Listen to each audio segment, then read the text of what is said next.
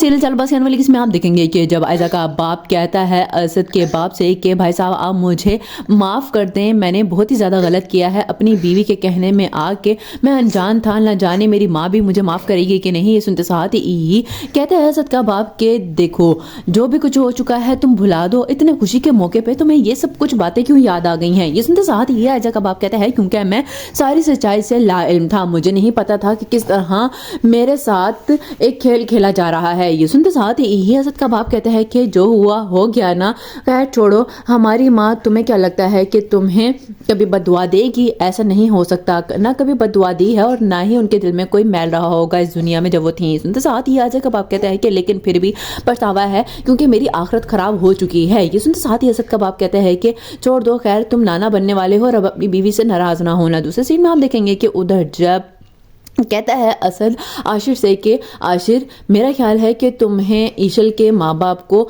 घर खाने पे इनवाइट करना चाहिए। तो ये सुनते साथ ही ये आशिर कहता है कि ये बात आप कह रहे हैं भाई, सोच लें, ऐसा ना हो कि उसकी मॉम फिर कुछ ऐसा वैसा कह देंगे। सुनते साथ ही असद कहता है कि छोड़ो, खैर इतने खुशी का मौका है, कुछ भी नहीं होगा और खैर ईशल खुश हो जाएगी, क्या तुम्हारा हक नहीं बनता? ये सुनते साथ ही आशिर कहता है कि बनता है, लेकिन जो सब कुछ पहले हो चुका है अगर गलती हो गई दोबारा तो फिर ये सुनते साथ ही असद कहता है कि नहीं होगी और मुझे कुछ भी बुरा नहीं लगेगा।